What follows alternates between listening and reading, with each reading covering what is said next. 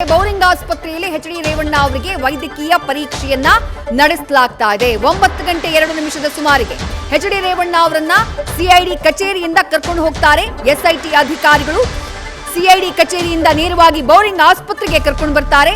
Bowring ಆಸ್ಪತ್ರೆಯಲ್ಲಿ ಸದ್ಯ H D Revanna ಅವರಿಗೆ ಮೆಡಿಕಲ್ ಟೆಸ್ಟ್ ಅನ್ನ ಮಾಡಲಾಗ್ತಾ ಇದೆ, ವೈದ್ಯಕೀಯ ಪರೀಕ್ಷೆಯನ್ನ ಮಾಡಲಾಗ್ತಾ ಇದೆ. ಬೌರಿಂಗ್ ಆಸ್ಪತ್ರೆಯ ಓಪಿಡಿಯಲ್ಲಿ ವೈದ್ಯಕೀಯ ತಪಾಸಣೆಯನ್ನ ನಡೆಸಲಾಗ್ತಾ ಇದೆ. ಎಚ್ ಡಿ ರೇವಣ್ಣ ಅರೆಸ್ಟ್ ನಂತರದಲ್ಲಾಗ್ತಾ ಇರುವಂತಹ ಪ್ರೊಸೀಜರ್ಗಳಿವು. ಸದ್ಯ ಅವರನ್ನ ವೈದ್ಯಕೀಯ ಪರೀಕ್ಷೆಯನ್ನ ನಡೆಸಬೇಕಾಗುತ್ತೆ. ಅರೆಸ್ಟ್ ಮಾಡಿದಂತಹ ನಂತರದಲ್ಲಿ ಆ ಪ್ರಕ್ರಿಯೆಯನ್ನ ಸದ್ಯ ಪೊಲೀಸರು ಮಾಡ್ತಿದ್ದಾರೆ. ನೇರವಾಗಿ ಬೌರಿಂಗ್ ಹಾಸ್ಪಿಟಲ್ಗೆ ಮಾಜಿ ಸಚಿವ ಎಚ್ ಡಿ ರೇವಣ್ಣ ಅವರನ್ನ ಕರ್ಕೊಂಡು ಬಂದಿದ್ದಾರೆ. ಬೌರಿಂಗ್ ಹಾಸ್ಪಿಟಲ್ನಲ್ಲಿ ಅವರ ವೈದ್ಯಕೀಯ ಪರೀಕ್ಷೆಯನ್ನ ನಡೆಸಲಾಗ್ತಾ ಇದೆ. ಬೌರಿಂಗ್ ಆಸ್ಪತ್ರೆಯ ಓಪಿಡಿಯಲ್ಲಿ ಮಾಜಿ ಸಚಿವ ಎಚ್ ಡಿ ರೇವಣ್ಣ ಅವರ ವೈದ್ಯಕೀಯ ತಪಾಸಣೆಯನ್ನ ಮಾಡಲಾಗ್ತಾ ಇದೆ. ಡೀಟೇಲ್ಸ್ ನಮ್ಮ ಪ್ರತಿನಿಧಿ ಪ್ರಜ್ವಲ್ ನೀಡ್ತಾ ಹೋಗ್ತಾರೆ. ಪ್ರಜ್ವಲ್, ಅರೆಸ್ಟ್ ಆದಂತಹ ನಂತರದಲ್ಲಿ ಈಗ ವೈದ್ಯಕೀಯ ಪರೀಕ್ಷೆಯ ಪ್ರೊಸೀಜರ್ನ ನಡೆಸಲಾಗ್ತಾ ಇರೋದು. ಈ ವೈದ್ಯಕೀಯ ಪರೀಕ್ಷೆ ಅರೆಸ್ಟ್ ಆದಂತಹ ನಂತರದಲ್ಲಿ ಎಷ್ಟು ಮಹತ್ವವನ್ನ ಪಡ್ಕೊಳ್ಳುತ್ತೆ?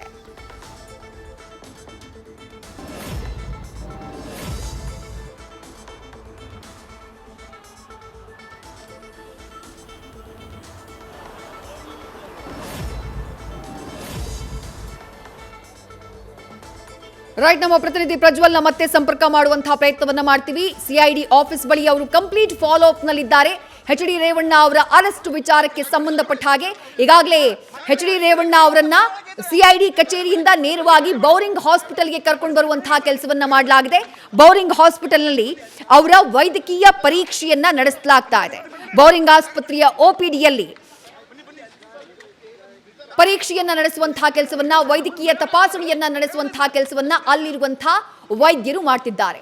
ಸ್ಪೆಷಲ್ ಇನ್ವೆಸ್ಟಿಗೇಷನ್ ಟೀಮ್ ನೇರವಾಗಿ ಎಚ್ ಡಿ ರೇವಣ್ಣ ಅವರನ್ನ ಸದ್ಯ ವೈದ್ಯಕೀಯ ಪರೀಕ್ಷೆಗಾಗಿ ಬೌರಿಂಗ್ ಹಾಸ್ಪಿಟಲ್ಗೆ ಕರೆತಂದಿರೋದು.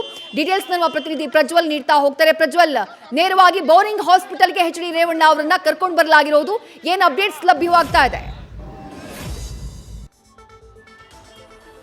ವಿದೇಶರು ಈಗಾಗಲೇ ರೇವಣ್ಣ ಅವರನ್ನ ಬಂಧಿಸುವಂತ ಒಂದು ಕೆಲಸವನ್ನ ಎಸ್ಐಟಿ ಅಧಿಕಾರಿಗಳು ಮಾಡಿದ್ದಾರೆ. ಪ್ರಾಥಮಿಕವಾಗಿ ಮೆಡಿಕಲ್ ಟೆಸ್ಟ್ ಅನ್ನ ಮಾಡಬೇಕಾಗುತ್ತೆ. ಆ ಒಂದು ನಿಟ್ಟಿನಲ್ಲಿ ಬೌರಿಂಗ್ ಆಸ್ಪತ್ರೆಗೆ ಈಗಾಗಲೇ ರೇವಣ್ಣ ಅವರನ್ನ ಕರೆದುಕೊಂಡು ಹೋಗಿರುವಂಥದ್ದು. ಅಂದ್ರೆ BP ಏನಿದೆ ಅದು ನಾರ್ಮಲ್ ಆಗಿದೆಯಾ ಅನ್ನೋದ್ರ ಬಗ್ಗೆ ಕೂಡ ಇಲ್ಲಿ ಪರೀಕ್ಷೆಯನ್ನು ನಡೆಸ್ತಾರೆ. ಅದೇ ರೀತಿ ನಾರ್ಮಲ್ ಚೆಕಪ್ ಅನ್ನ ಮಾಡ್ತಾರೆ. ಯಾಕಂದ್ರೆ ಯಾವುದೇ ಒಬ್ಬ ಆರೋಪಿಯನ್ನ ವಶಕ್ಕೆ ಪಡೆದಂತ ಸಂದರ್ಭದಲ್ಲಿ ಆ ಒಂದು ಪ್ರೊಸೀಜರ್ ಅನ್ನ ಮಾಡಬೇಕಾಗುತ್ತೆ. ಹಾಗಾಗಿ ಈಗಾಗಲೇ ಎಸ್ಐಟಿ ಅಧಿಕಾರಿಗಳು ಆ ಒಂದು ಪ್ರೊಸೀಜರ್ ಅನ್ನ ಮಾಡಲಿಕ್ಕೆ ಮುಂದಾಗಿರುವಂಥದ್ದು. ಈಗಾಗಲೇ ಬೌರಿಂಗ್ ಆಸ್ಪತ್ರೆಯಲ್ಲಿ ಎಲ್ಲ ರೀತಿಯ ಒಂದು ಸಿದ್ಧತೆಯನ್ನು ಕೂಡ ಮಾಡಿಕೊಳ್ಳಲಾಗಿದೆ. ವೈದ್ಯಾಧಿಕಾರಿಗಳು ಕೂಡ ರೇವಣ್ಣ ಅವರನ್ನ ಮೆಡಿಕಲ್ ಚೆಕಪ್ಗೆ ಒಳಪಡಿಸ್ತಾರೆ. ಅನಂತರದಲ್ಲಿ ಒಂದು ರಿಪೋರ್ಟ್ ಅನ್ನ ಕೊಡ್ತಾರೆ. ಅಂದ್ರೆ ನಾರ್ಮಲ್ ಆಗಿದೆ, BP ಆಗಿರ್ಬೋದು, ಎಲ್ಲವೂ ಕೂಡ ನಾರ್ಮಲ್ ಆಗಿದೆ ಅನ್ನುವಂಥ ಒಂದು ರಿಪೋರ್ಟ್ ಅನ್ನ ಕೊಡ್ತಾರೆ. ಕಾರಣ ಏನು ಅಂತ ಹೇಳಿದ್ರೆ, ಇಲ್ಲಿ ಆರೋಪಿಯನ್ನ ಕರೆದುಕೊಂಡು ಬಂದಂತ ಸಂದರ್ಭದಲ್ಲಿ ಅವರಿಗೆ ಅವರು ಒತ್ತಡದಲ್ಲಿ ಇರಬಹುದು, ಆ ಸಂದರ್ಭದಲ್ಲಿ ಬ್ಲಡ್ ಪ್ರೆಷರ್ ಕೂಡ ಜಾಸ್ತಿ ಆಗಿರ್ಬೋದು. ಹಾಗಾಗಿ ಆ ಒತ್ತಡದಲ್ಲಿ ಇದಾರಾ ಅಥವಾ ಇಲ್ವಾ ಅನ್ನೋದ್ರ ಬಗ್ಗೆ ಆಗಿರ್ಬೋದು, ಅಥವಾ ಬ್ಲಡ್ ಪ್ರೆಷರ್ ಜಾಸ್ತಿ ಆಗಿ ಏನಾದರೂ ಅನಾರೋಗ್ಯ ಸಮಸ್ಯೆ ಉಂಟಾದ್ರೆ ಅನ್ನುವಂಥ ಒಂದು ಕಾರಣದಿಂದಾಗಿ ಈ ರೀತಿಯ ಒಂದು ಕ್ರಮಗಳನ್ನು ತೆಗೆದುಕೊಳ್ತಾ ಹೋಗ್ತಾರೆ. ಇದೊಂದು ಕಾಮನ್ ಪ್ರೊಸೀಜರ್ ಕೂಡ ಹೌದು. ಹಾಗಾಗಿ ಈಗಾಗಲೇ ಸಿಐಡಿ SIT ಅಧಿಕಾರಿಗಳು ರೇವಣ್ಣ ಅವರನ್ನ ಬೌರಿಂಗ್ ಆಸ್ಪತ್ರೆಗೆ ಕರೆದುಕೊಂಡು ಹೋಗಿರುವಂಥದ್ದು, ಅಲ್ಲಿ ಮೆಡಿಕಲ್ ಚೆಕಪ್ ಅನ್ನ ಮಾಡುವಂಥ ಒಂದು ಕೆಲಸವನ್ನ ಮಾಡ್ತಾ ಇದ್ದಾರೆ. ಇನ್ನೊಂದು ಕಡೆಯಲ್ಲಿ ಈಗಾಗಲೇ ಸಿಐಡಿ ಆಫೀಸ್ಗೂ ಕೂಡ ಆಂಬ್ಯುಲೆನ್ಸ್ ಅನ್ನ ತರಲಾಗಿರುವಂಥದ್ದು. ವೈದ್ಯಾಧಿಕಾರಿಯನ್ನು ಕೂಡ ಕರೆ ತರಲಾಗಿದೆ. ಯಾಕೆ ಅಂತ ಹೇಳಿದ್ರೆ, ಎಲ್ಲಾದ್ರೂ ಒಂದೊಮ್ಮೆ ಅನಾರೋಗ್ಯಕ್ಕೆ ತುತ್ತಾದ್ರೆ ತಕ್ಷಣವೇ ಅವ್ರನ್ನ ಆಸ್ಪತ್ರೆಗೂ ಕೂಡ ರವಾನಿಸಬೇಕಾಗುತ್ತೆ. ಆ ಒಂದು ನಿಟ್ಟಿನಲ್ಲಿ ಈಗಾಗಲೇ ಎಲ್ಲ ರೀತಿಯ ಒಂದು ವ್ಯವಸ್ಥೆಯನ್ನು ಸಿಐಡಿ ಕಚೇರಿಯಲ್ಲೂ ಕೂಡ ಮಾಡ್ಕೊಂಡಿರುವಂಥದ್ದು. ಅದೇ ರೀತಿಯಲ್ಲಿ ರೇವಣ್ಣ ಅವರು ಮಲಗಲಿಕ್ಕೆ ಹೊಸ ಬೆಡ್ ಹಾಗೆ ಬೆಡ್ಶೀಟ್ ಅನ್ನು ಕೂಡ SIT ಅಧಿಕಾರಿಗಳು ತಂದಿರುವಂಥದ್ದು. ಸರ್ಕಾರಿ ವಾಹನದಲ್ಲಿ ಅದನ್ನ ತರುವಂತ ಒಂದು ಕೆಲಸವನ್ನ ಕೂಡ ಮಾಡಿದ್ದಾರೆ.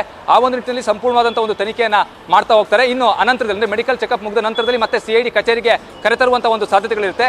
ಅಷ್ಟೇ ಅಲ್ಲದೆ ನಾಳೆ ಬೆಳಿಗ್ಗೆ ಜಡ್ಜ್ ಮುಂದೆ ಪ್ರೊಡ್ಯೂಸ್ ಮಾಡುವಂತ ಒಂದು ಕೆಲಸವನ್ನ SIT ಅಧಿಕಾರಿಗಳು ಮಾಡಬಹುದು. ಸಂಜೆ ಮಾಡುವಂತ ಒಂದು ಸಾಧ್ಯತೆ ಕಡಿಮೆ ಅಂತಾನೆ ಹೇಳಲಾಗ್ತಾ ಇರುವಂಥದ್ದು. ಕಾರಣ ಏನು ಅಂತ ಹೇಳಿದ್ರೆ, ಆರೋಪಿಯನ್ನು ಬಂಧಿಸಿದಂತ 24 ಗಂಟೆಯ ಒಳಗಾಗಿ ನ್ಯಾಯಾಧೀಶರ ಮುಂದೆ ಹಾಜರುಪಡಿಸಬೇಕು. ಹಾಗಾಗಿ SIT ಅಧಿಕಾರಿಗಳಿಗೆ ಸಾಕಷ್ಟು ಸಮಯಾವಕಾಶ ಕೂಡ ಇದೆ. ಹಾಗಾಗಿ ನಾಳೆ ಬೆಳಿಗ್ಗೆ ಅವ್ರನ್ನ ಜಡ್ಜ್ ನಿವಾಸದಲ್ಲಿ ಹಾಜರುಪಡಿಸುವಂತ ಒಂದು ಸಾಧ್ಯತೆ ಕೂಡ ಇರುವಂಥದ್ದು. ಅನಂತರದಲ್ಲಿ ಅವ್ರನ್ನ PC ಕಸ್ಟಡಿಗೆ ಕೊಡುವಂಥದ್ದು ಸಾಕಷ್ಟು ಕಡಿಮೆ, ಅಂದ್ರೆ ಪೊಲೀಸ್ ಕಸ್ಟಡಿಗೆ ಕೊಡುವಂಥ ಒಂದು ಸಾಧ್ಯತೆಗಳು ತೀರಾ ಕಡಿಮೆ ಆಗಿರುತ್ತೆ. ಹಾಗಾಗಿ ಪರಪ್ಪನ ಅಗ್ರಹಾರಕ್ಕೆ ಶಿಫ್ಟ್ ಆಗುವಂಥದ್ದೇನಿದೆ ಅದು ಪಕ್ಕಾ ಅಂತಾನೆ ಹೇಳಲಾಗ್ತಾ ಇರುವಂಥದ್ದು.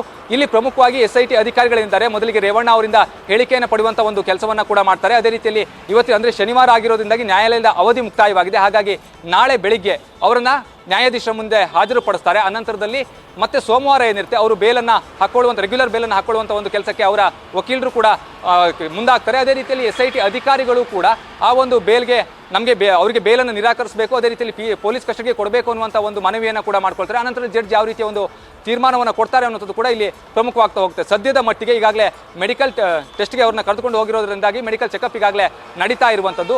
ಮೆಡಿಕಲ್ ಚೆಕಪ್ ಆದ ನಂತರದಲ್ಲಿ ಮತ್ತೆ CID ಕಚೇರಿಗೆ ಅವರನ್ನ ಕರೆತರಲಾಗುತ್ತೆ. ಅನಂತರದಲ್ಲಿ ಸ್ಟೇಟ್ಮೆಂಟನ್ನು ದಾಖಲಿಸಿಕೊಳ್ಳುವಂಥ ಒಂದು ಸಾಧ್ಯತೆಗಳು ಕೂಡ ದಟ್ಟವಾಗಿರುತ್ತೆ. ವಿದ್ಯಶ್ರೀ, ಥ್ಯಾಂಕ್ ಯು ಪ್ರಜ್ವಲ್ ತಮ್ಮೆಲ್ಲ ಡೀಟೇಲ್ಸ್ಗೆ. ನ್ಯೂಸ್ ಫಸ್ಟ್ ನಿರ್ಭೀತಿಯಿಂದ ನಿಮ್ಮ ಪರವಾಗಿ.